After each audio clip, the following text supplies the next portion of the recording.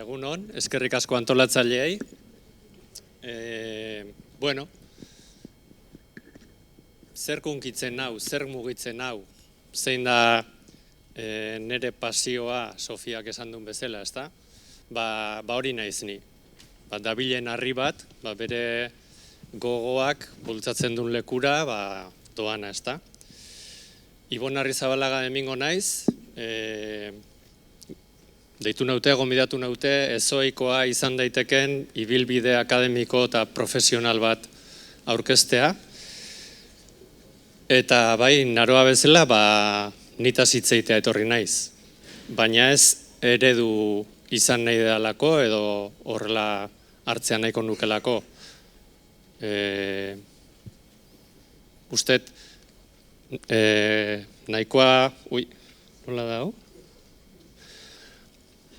Nahikoa bide dagola bakoitzak berea egiteko, ezta? Eta nik nerea hitze egingo dizuet, gero bakoitzak berea egin dezan. Oriotarra naiz, bertan ikastolan hasi nintzen, txiki-txikitan, urtebetekin, 14 urtekin Zarauzko Lizardi Institutora junitzen, orduko BUP eta KOU egitea, gaur egun DBH eta batxilergoa litzakena. Oroar, ikastea gustoko nun. Zailena niretzako zan beti hautatu behartzanean, ezta? Letrak ala zientziak. Nik biak egin nahi nitun. Eta eskerrak legezkanpokoa zan, eta etziaten utzi. Ni bestela horre hongo nintzen, KOU egiten, zientzia eta letrak, 12 asignatura. Batzuetan bizitzak muga jartzeizkigu eta hobe da. Erabakiak hartu behar. Erabakiak hartzea kostatzen zitzaidan zaila da, baina ikasi dut erabaki txarrena dela hartzen ez dana. Erabaki bat hartzen dezunean ikusiko dezu funtzionatzen duen ala ez. Eta ez badu funtzionatzen, aldatuko dezu eta hartuko dezu erabaki berri bat. Baina erabakia hartzen ez badezu, noiz arte. Bueno, institutuko azken urtea benetan sufrikario bat izan zen, ez dakit zenbat zaudeten hor, hemen sala hontan, selektibitatea gora eta bera, urte guztia bildura sartzen selektibitateakin, matraka ikaragarri izan zen. Benetan, dena pikutera bialtzeko modukoa. Eta nire bi lagunik onenek utzi zuten, beraiek pentsatuta zakaten bidea, eta lanbide heziketara pasazian, eta hor geratu nintzen kobertura gabe. Beste matraka zan, zeingo ez urrengo urtean, ze karrera ikasiko ezu, zenbat milioi aldiz galdetzen diguten hori urte hortan, ez da? Nire lagunak esan zuen, bani Irlandara jungo nez. Bani ere bai. Eta orduan dene Irlandara jungo nintzale esan nien, eta azkenean Irlandara jun behar izan nintzen. Eta neon 18 urtekin, ogibide edo lanbide, norbait galdetu du zer dan ogibide hortik, lanbide asko ikasi nitun, eta inglesa ondo menperatuta etorren nintzen. Baina, erabakia hartu gabe. Ze karrera egin nahi nun. Egin nezake, neo zer gauza, dena gustoko nun, gauza batzuk ez. Azkenean ez letrak, ez zientziak, arte ederrak aukeratu nun nik ere. Debako arte eskolan ezagutu nitulako, bertako ikasle batzuk, eta pentsatu nun arte ikasleak lagun interesgarriak izan zitezkeela, eta hala izan zen.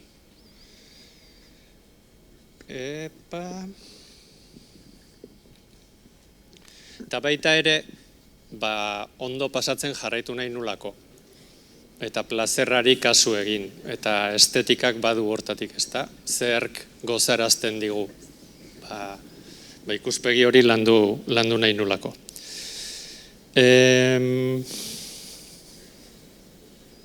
Baina nire asmoa etzan artista izatea, eta orduan karrera bukatuta eta aurretik ere denetarik probatu nun. Marrubiak biltzea junitzen Danimarkara, edo ipuikontalari aritu nintzen, edo garbitzaile, edo pailazo, aekan irakasle, euskera irakasle. Saiatu nintzen, diru gutxikin bizitzen, lan gutxi egin behar izateko. Eta horrela eman ditun urte batzuk, enekalako argi, zertan jarri nire indar osoa, ezta? Bai ikasi nun gauza batzuk enitula egin nahi. Egin nun kap edo irakasle izateko masterra, eta hor praktiketan ikusi nun, ni zuekin diseinu ematen, ez dut hori nahi, hezkuntza formalean ez dut lan egin nahi, ezta? Momentua iritsi izan eta nire burua esan nion, Ibon, ogibidea aukeratzeko momentua iritsi zaizu, baina nola erabaki? Osea, euskera, artea, sexualitatea, berdintasuna, denak nituen gogoko, eta enekien, nondik jo. Eta lagundu zidan galdera izan zen, zertan naiz trebea? Zer da ondo egiten dean zerbait?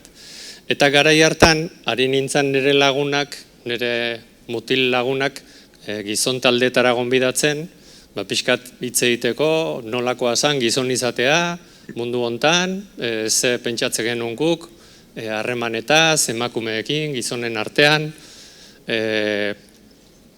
uste ote genuen berdintasuna zela nesken kontua, laguk ere bagenuen zerbait egiteko, eta ikusi nun interesa zehola, ni gustora nehola, beharra zehola gizartean, lana soberan eukiko nun. Eta noizbait lana bukatuko balit, izango zen matxismoa bukatu dalako munduan, da zoragarri, ez da? Orduan,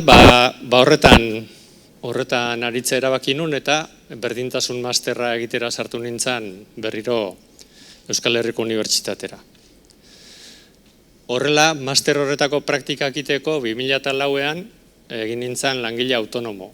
Eta orain arte 20 urtez aritu naiz langile autonomo bezala lanean. Hasieran nire kaxara, gizonentzat tailerrak ematen, nerabentzako hezkidetza tailerrak, azkenean institutuetara jo nintzen, baina ez nintzen horri irakasle, ez da. Eta gero, 2010-etik aurrera harremanitz kooperatiba sortu genuen, nik eta beste bi bazkidek, eta 15 urtetan zehar proiektu komunitarioak garatu genituen. Tratu honen kultura sustatzeko, berdintasuna eta parekidetasuna zabaltzeko, eta sexuen hezkuntza areagotzeko, ez da. Proiektu arrakastatsuak izan genitun, gero eta enpresa handiagoa ginen, gero eta ardura handiagoa, eta hor gogoratu nintzen arte derretan esaten unagin, ez da. Ikasle nintzanean esaten un, si bales, y si no empresariales. Eta gero gogoratu nintzen, egin banun empresariales. Oain, enpresa batean, zuzendari, kriston marroiak, eta nik ez dakite zer. Osea, hanka sartu dugu askotan, eta barruraino. Orduan, era batea ikasten ez badezu beste era batea ikasiko ezu, ez da. Eta bitartean, nire burua birziklatzeko eta esaspertzeko, nik ere pedagogia sistemikoa ikasi nun, masterra egin nun, Bergaran eta Mexikoko kudeken. Eta horrek, batetik bizitza aldatu zian, atea zabaldu zian nire familia izateko, eta bestetik, nire lana egiteko eta begiratzeko ikuspegi berri bat eman zian.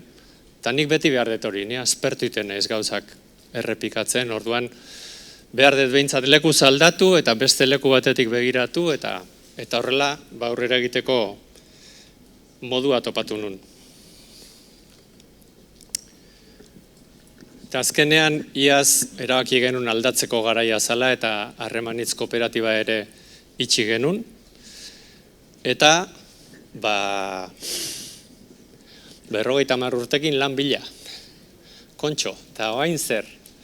Lansarean .eus lan atarian aritu nintzen batez ere, gauza bat argi daukadalako, eta da nire bizitza guztian bezala, euskera hutsean egin nahi dela lan, eta hori ez da aldatuko. Hortaz, lansarean puntu zen, banekien topatuko nituen lan eskaintzak, hori bermatzen ziatela. Eta horrela iritsi nintzen, bai Euskarari Elkarteko zuzendari izatera, eta horra aritu naiz 6 hilabetean, Euskara lan munduan txertatzeko alegin betean, ezta? Ez dakitak zuen, hemen, Euskal Herrian, enpresen 1% bakarrik ari dela zerbait egiten lana euskeraz egin alizateko. 1%. Pila badakago egiteko, zuetako gehienak bizitza guztia magizue euskera ikasten, edo ikastetxean euskeraz bizitzen, baina gero lanera zoazte eta hori eteten da, ez? Bagoaz amildegian bera. Horrela, bide motza daukagu eta balan horretan aritu geha. Eta gustatu zait, euskalgintzan jarraitu nahiko nuke, zabalik nago beste gauza batzuta ere. Bueno, ametsak, ezta? Erabakiak hartzeko ibilbide hontan baliagarri izan zaidan galdera hori izan da, ezta? Egin nahi dean lan honek lagunduko du nik amesten dedan mundua sortzen, ala oztopatu egingo du. Eta horren arabera aukeratu nahiko nuke hemendik aurrera ere. Hala ere,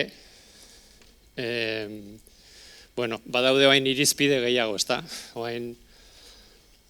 Ez dakit zer nahi dean egin, baina badakit nahi dela komunitatean eragiten jarraitu. Badakit euskeraz lan egin nahi dela. Badakit jendearekin elkarlanean eta sarean lan egin nahi dela. Eta denbora nahi eta behar dela nire familiakin eoteko eta orain arte behar nuna baino diru gehiago ere bai.